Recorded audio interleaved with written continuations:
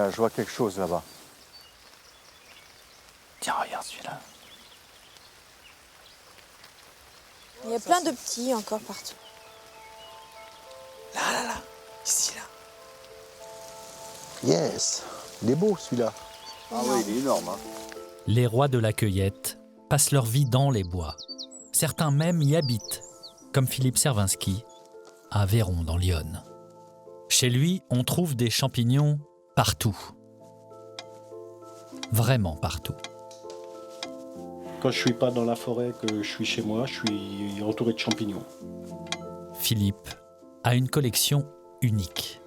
Par exemple, cette belle lampe qui est faite en noyer en saule, donc une superbe œuvre. Et puis là, vous avez toutes des champignons qui ont été tournés par des tourneurs sur bois.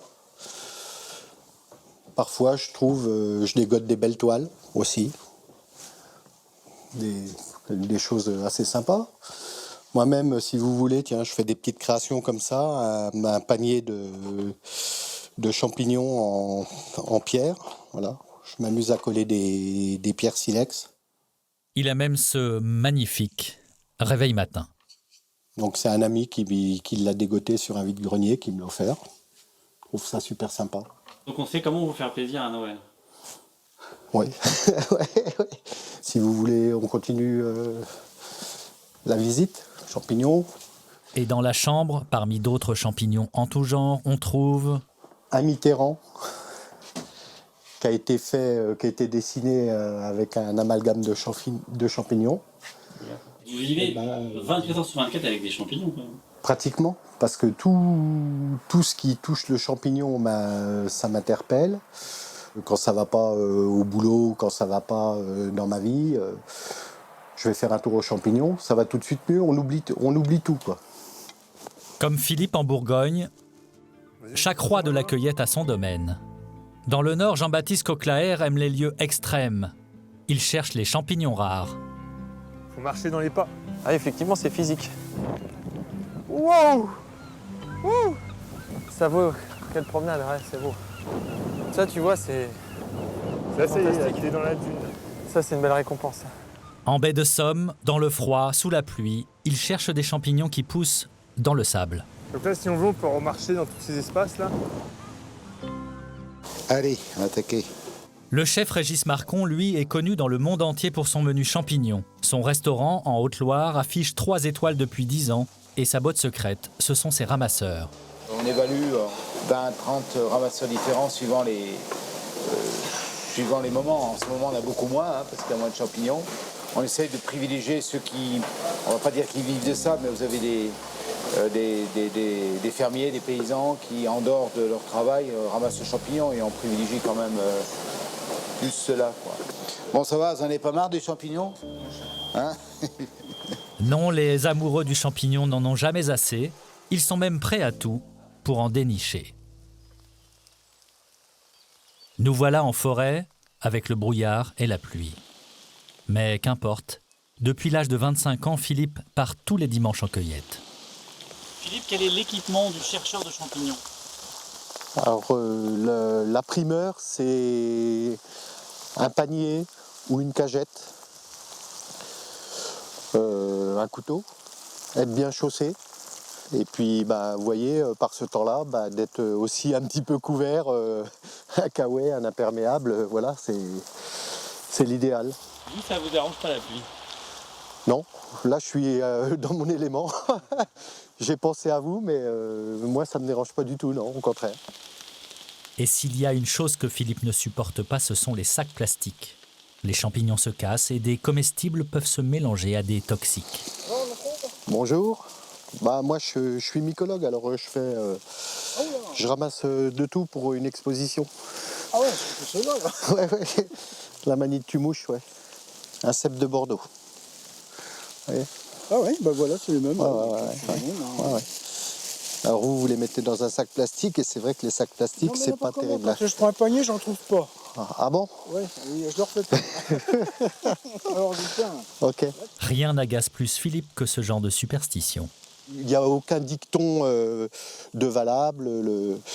La cuillère d'argent qui noircit quand on trempe dans le jus de champignon, c'est faux. Le fait que les champignons soient mangés par les limaces, même les lapins, ils peuvent manger des champignons mortels. Chaque année en France, plus de 1000 personnes s'intoxiquent avec des champignons. Pour l'éviter, il n'y a qu'une seule méthode. Il faut les connaître. Oui, il n'y a aucun caractère de reconnaissance qui va dire qu'un champignon est comestible. Il faut les connaître. Même dans les champignons qui sont réputés comestibles, il y a des toxines. D'ailleurs, il y a des champignons qui étaient réputés comestibles, qui ont créé des intoxications mortelles du fait de l'ingestion effrénée, on va dire, par les récolteurs. Hein. Ils sont gavés de champignons et quelques jours après, ils sont décédés. Oh, super! Ah, je suis heureux comme tout là d'être venu là. Magnifique! Magnifico! Il est beau, hein? Magnifique cep. Philippe reconnaît plus de 1000 espèces de champignons. Une misère selon lui, sachant qu'il en existe 30 000 en France et 1,5 million dans le monde.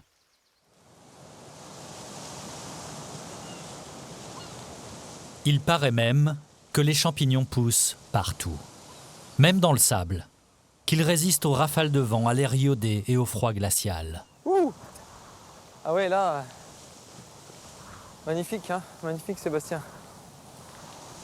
Avec les moules de Bouchot, là. Jean-Baptiste Coquelaer est venu en baie de Somme vérifier si la légende est vraie. 4 degrés, du vent, de la pluie, mais il est comblé. On fait une petite cueillette alors? Ah bah allez, on va chercher les résistants, on va trouver les champignons les plus, on va dire, dans des conditions extrêmes.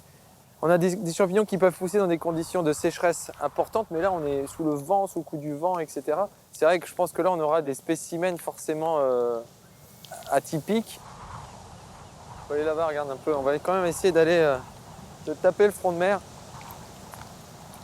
L'homme à la capuche qui l'accompagne, c'est Sébastien Porquet, chef cuisinier et fin connaisseur des lieux. Alors moi, ce que je conseille, c'est qu'on reste à chaque fois dans les hauteurs dunaires parce qu'apparemment, ça pousse toujours là. C'est-à-dire que là, il faut qu'on marche là, dans ce secteur-là, là, tu vois, il faut qu'on suive la hauteur de la dune. On va se mettre un petit peu à l'abri du vent parce que c'est vrai que les champignons fortement exposés, bon, ils sont...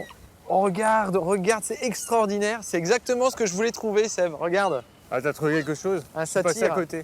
Comme, je ne sais pas si je les attire, les satyres, mais regarde le phallus des Ah ouais, sables. mais il est là, Le ouais. phallus maritime, il est là. Je suis à chaque fois bluffé par le don de la nature. Et regarde ça, c'est extraordinaire. Regarde, c'est magique. Ce champignon a d'autres appellations sympathiques comme satyre puant ou œuf du diable.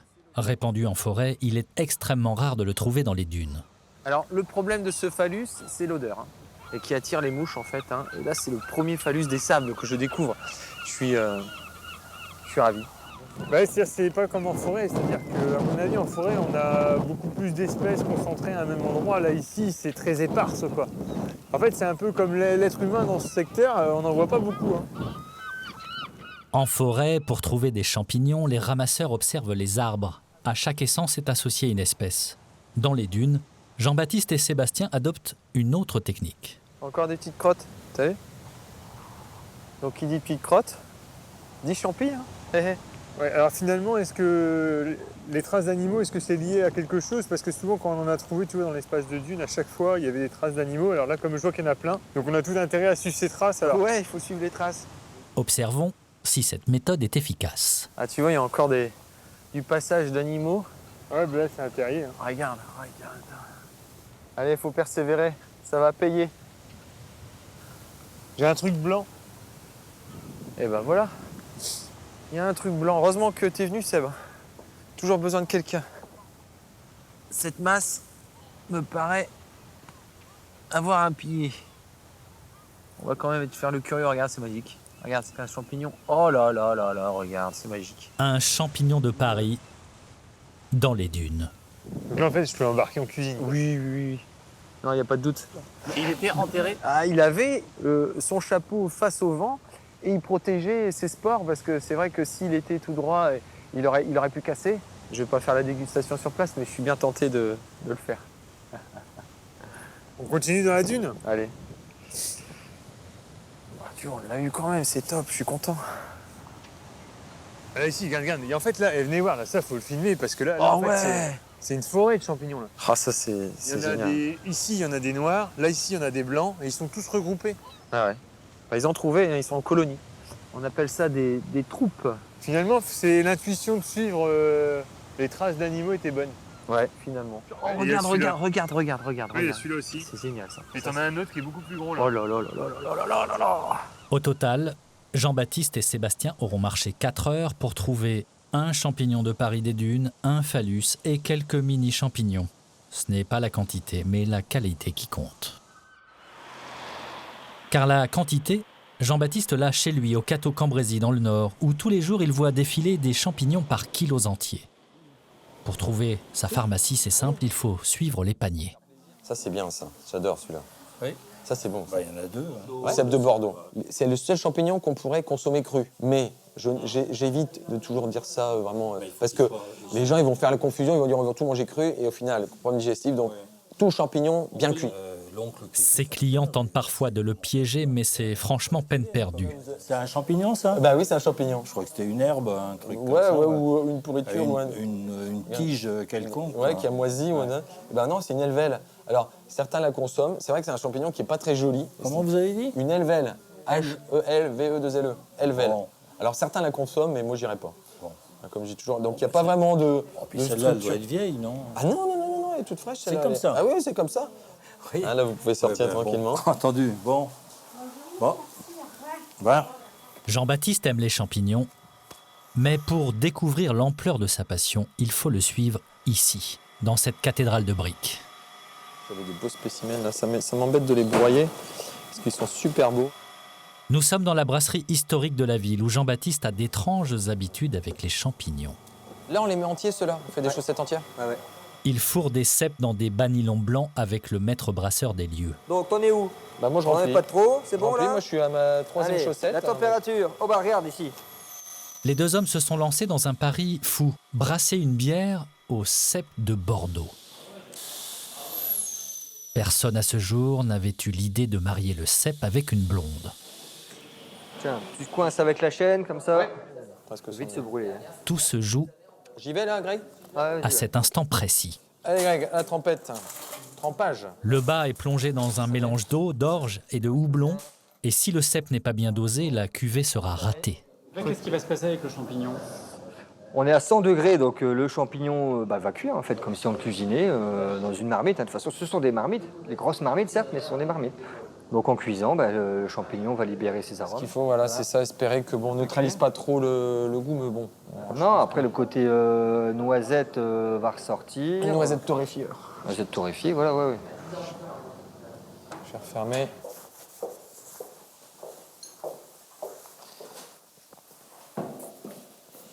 Là, on va où, là? Là, nous allons dans la salle de maturation, la salle de garde. C'est un énorme frigo où il fait 0 degré, où la bière est stockée pendant 1 mois pour justement la faire mûrir et la clarifier au niveau de la levure. C'est l'heure du verdict. Ils goûtent leur toute première cuvée au cèpe, brassée il y a 1 mois. 2000 litres qu'il faudra jeter si la bière n'est pas à leur goût. Vas-y, Ouais. goûte là. Ah bah, je vais goûter. Mais... Ouais, elles sont bons déjà. Bon. J'aime bien, c'est le côté maltais, céréales. Ça, c'est bien. Tu me l'avais dit qu'il allait y avoir un peu plus de... Et prends pas tout pour toi. Je sais pas ce que tu en penses, mais au niveau de la stabilité, déjà, de l'évolution plutôt. Ah oui, non, on sent, c'est un bel équilibre. Le malt, la douceur du malt et le champignon, une petite odeur de sous-bois, pas mal. De céréales. Beaucoup de céréales marquées. Il n'est pas trop présent non plus. C'est Mais parfait. c'est subtil. Ça irait bien avec quel plat? Des plats multiples. Ça peut être en tapas, en apéritif, comme ça peut être éventuellement des plats chauds, des ragoûts. Rôti, une viande blanche, c'est pareil et tout. C'est l'avantage du champignon. Il y a même des chefs qui le proposent en dessert et en accord avec du fromage. Des champignons en dessert. Pour voir cela, il faut parcourir 700 km. Car en Auvergne, il paraît qu'un chef étoilé les sert même avec des bananes. Nous voici à Saint-Bonnet-le-Froid, en Haute-Loire. Ici, les numéros de rue ressemblent à des champignons. La boulangerie s'appelle Chanterelle et le bistrot Coulmel. Mais le clou du village, c'est ici, dans cette salle de restaurant. On est prêt pour les mousserons? Son menu dégustation champignons a fait sa réputation. Allez, allez, on soigne. Hein. Le créateur, c'est lui, Régis Marcon. Quelle table? 10. Chef 3 étoiles depuis 10 ans. On peut y aller pour 2 brochettes de foie gras. Dans son menu dégustation, une quinzaine de mets aux champignons se succèdent. La Vierge. Allô? Un menu dégustation champignons, c'est 15 assiettes. C'est des petites portions, bien entendu. Hein. Et si on fait trop attendre, le client ne patientera pas, il va perdre même l'appétit. Il faut qu'il y ait un rythme dans tout ça. Il ne faut pas aller vite spécialement, mais il faut qu'il y ait du rythme. 3 fois de bouillon, s'il vous plaît. Pour relever ce défi au quotidien, Doucement, doucement, doucement, doucement. Régis Marcon a besoin de 30 kilos de champignons par jour.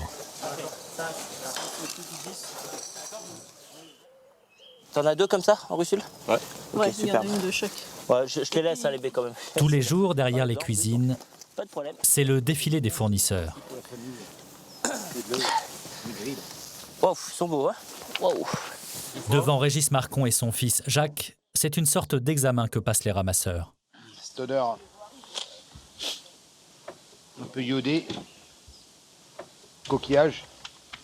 On sera au bord de mer.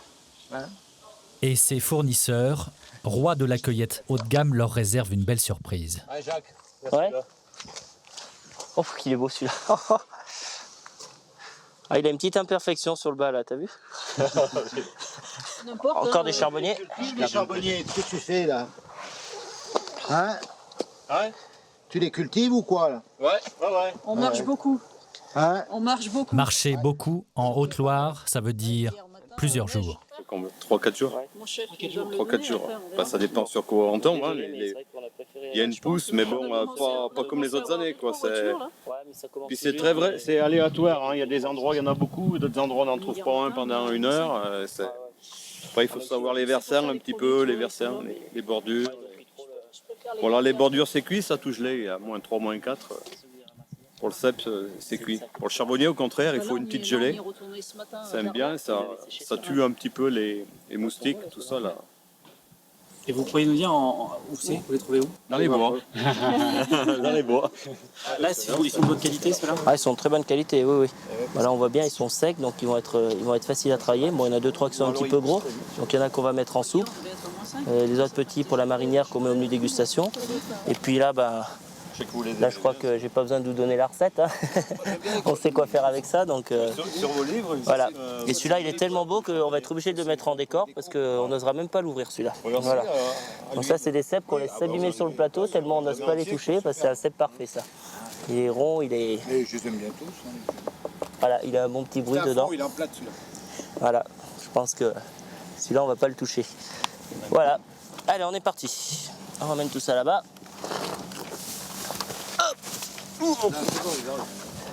Comme un bon coin à champignons, le prix de vente d'une telle récolte ne se dit pas. Et tu en charbonnier, tu pourrais retourner. Les rois de la cueillette aiment décidément cultiver le secret. Voilà. Alors 10 kg 300. T'as encore d'autres cèpes? Ah ouais. Le lendemain matin, le soleil se lève à peine, il est 6 heures. Régis Marcon, le chef, est aussi un cueilleur et nous autorise à le suivre là où personne ne va, le coin secret le plus cher à ses yeux.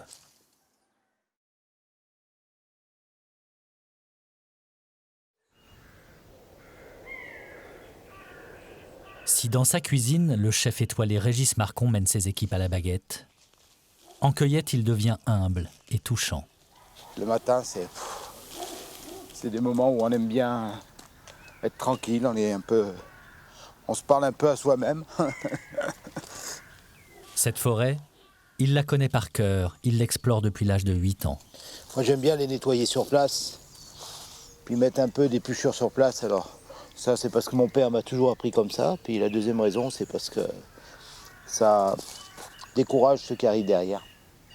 Une cueillette avec Régis a quelque chose d'unique. Regardez l'améthyste. Très beau l'améthyste. J'adore ce champignon.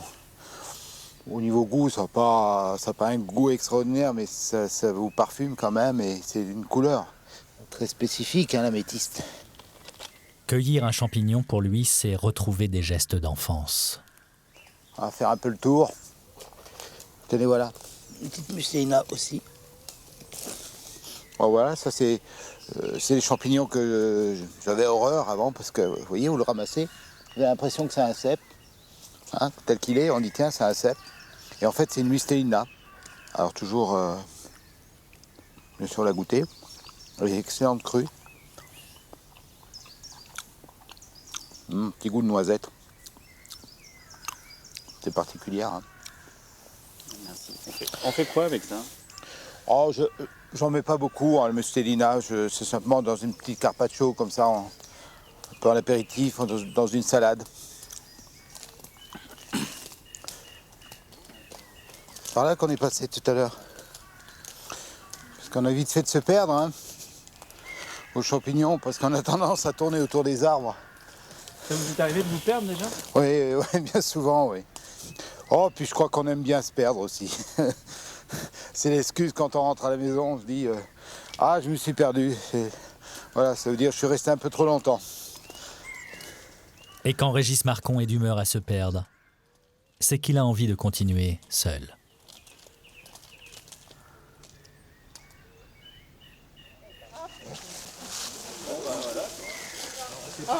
Bon, vous perdez pas. On va aller par là. À Véron, dans l'Yonne, Philippe Servinski, le collectionneur fou de champignons, ne compte pas se perdre. Il y en a un petit peu qui vont par là. Lui est là pour faire la cueillette du siècle. Tiens. Il prépare l'exposition annuelle de son association mycologique, nom officiel pour Club d'amateurs de champignons, dont le président fondateur, c'est lui-même. L'exposition a lieu dans 3 jours, la tension monte. Ça, c'est un lichen. C'est pas un champignon. Ouais, non. Philippe s'amuse à leur compliquer la tâche. La mission du jour est de dénicher un champignon rare qui évoque les îles paradisiaques. Donc, ce qui serait sympa qu'on trouve. Ouais. Écoutez les enfants. Le lactaire à odeur de noix de coco, il pousse sous les bouleaux. Voilà la photo. Vous voyez là, chair blanchâtre, odeur de noix de coco. Le lait, il est blanc, peu abondant, presque doux, sous bouleau. Il y en a Et il sent la noix de coco à plein nez. Hein. Lequel que c'est? Celui-ci là. Celui-ci? Ouais. Lactaire Glyciosmus, ouais. Donc ça serait bien de l'avoir à l'expo, ne serait-ce que pour l'odeur. Allez, venez, par là. Allez. Hommes, femmes, enfants, tout le monde se lance dans cette chasse au trésor. Allez. Je vous rappelle que les champignons, la plupart du temps, ils poussent par terre. Les enfants, eux, ont un avantage. Les jeunes, ils ont une meilleure vision que nous, parce qu'ils sont plus petits, donc ils sont plus près du sol, et donc ils voient mieux les champignons que nous. Non, vraiment? Oui, c'est sérieux, oui. C'est pour ça que je les emmène d'ailleurs. Ouais. Et puis ça évite de se baisser. Mais on n'a pas trouvé de son couple. Tiens, regarde, t'allais marcher dessus. Oh là là. Oh là là là là. Sacrilège. Mon Dieu. Les femmes, quant à elles, sont en sous-nombre par rapport aux hommes. Allez savoir pourquoi. C'est comme ceux qui vont à la pêche et pendant ce temps-là, ils ne supportent pas leurs femmes. C'est pour ça que les hommes vont aux champignons. Le président et monsieur le vice-président, on en est où dans la chasse au trésor? Eh ben, toujours pas trouvé. Le champignon recherché à l'odeur de coco se fait discret. Ah bah, t'as trouvé des espèces qu'on n'a pas trouvées là-haut. Donc la manite citrine, on la reconnaît, elle sent le rave. Ça sent le radis noir à plein nez. Ah oui, Les paniers ont beau se remplir, ça ne sent toujours pas le coco. Il y a encore de l'espoir parce qu'il y a encore quelques dizaines de mètres avant d'arriver aux voitures et on va essayer d'avoir l'œil. Au final, pas de héros du jour, pas de champignons à l'odeur coco. Pas grave. Mais la cueillette est impressionnante. Une centaine d'espèces, l'exposition annuelle est assurée. Qu'est-ce qu'on va faire après avec tout ça là? Eh ben, on va les garder pour l'exposition. Ah non, mais je croyais qu'on faisait une poêlée, moi. On peut, mais la poêlée... Il y a ceux-là. La poêlée, elle est à part. C'est parti. La poêlée réveille les esprits La belle cargaison. et surtout les papilles. Double étage. Mais avant de passer à table, Philippe fait un petit détour. Par le bar du marché de Joigny, il apporte un cadeau à Madame Wang. Bonjour madame. Bonjour, ça va? Vous allez bien? Oui. Donc je vous ai apporté des champignons Merci beaucoup. médicinaux. Très prisé en Chine parce qu'il est difficile à trouver, ce champignon pousse partout en France. C'est un polypore du bouleau. Alors vous les utilisez comment? Vous faites des décoctions Oui, des... voilà, on fait des décoctions en infusion. Pour eux, en fait, ça, c'est pour éviter d'avoir des cancers. Ouais, d'accord. Et Philippe va se risquer à tester cette tisane aux vertus étonnantes. Ceux qui voulaient goûter. Oui, je veux bien. Ça, c'est chinois, ça s'appelle ça lingzi. Pour les santé bien. Oui, c'est très bien pour la santé. Ouais. C'est amer, hein, elle a dit. Ah oui, effectivement. Ma mère dit que plus c'est amer, mieux c'est. Jus dedans, les jus blancs dedans. Oui. Après tout blanche, on peut boire. C'est les jus, les noix sont des couleurs noires, on ne peut pas boire. Alors j'ai pas trop En fait, bien... elle a dit que les Chinois, c'est des quand ils font bouillir, ils mettent du riz dedans. Ouais. Quand le riz devient noir, c'est qu'on ne peut pas le boire. C'est-à-dire que le champignon, il est empoisonné. D'accord. Si le riz reste blanc, Oui. c'est qu'on peut le boire. Ah bon? Oui, voilà. Si les sont des couleurs, les noirs, Ouais. on ne peut pas boire. On peut pas boire. Et là, on a mis. Mais non, ben là, elle a pas mis de riz. Voilà, elle ne l'a pas mis parce que voilà, on fait confiance. Si on meurt ensemble. Oui, je rigole. Alors comment on dit à votre santé en chinois? Votre santé. 身体健康。身体健康。 Chin chin.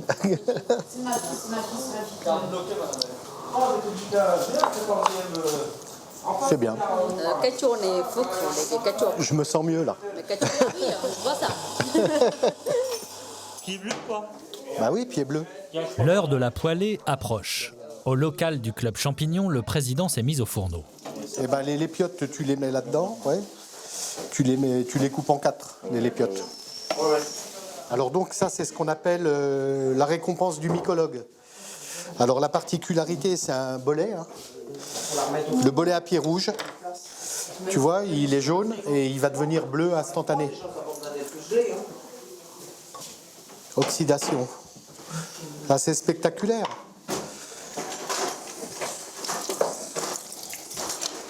Cool. On va se régaler. Bolets et pieds bleus rissolent sous la haute surveillance de Robert, le doyen du club. Robert, il me fait confiance. Ah, c'est prêt. Alors, à table.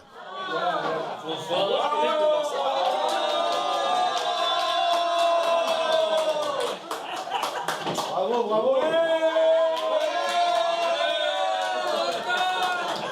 Alors ça, avec parcimonie, parce qu'il n'y a que ça, pour 15 personnes. C'est une copine à toi, parcimonie? C'est la poupoule des bois, ça. La poupoule. Ça, c'est la poupoule. Ça, c'est bon. Il y a une évolution dans les champignons, dans l'aspect comestible ou toxicité. Donc je vais vérifier quand même si on mange. Alors... Les rois de la cueillette ont beau marcher sous la pluie, contre le vent et avec la pression d'une expo à venir, peu importe, la récompense est là. Une table, des assiettes et une bonne poêlée de champignons.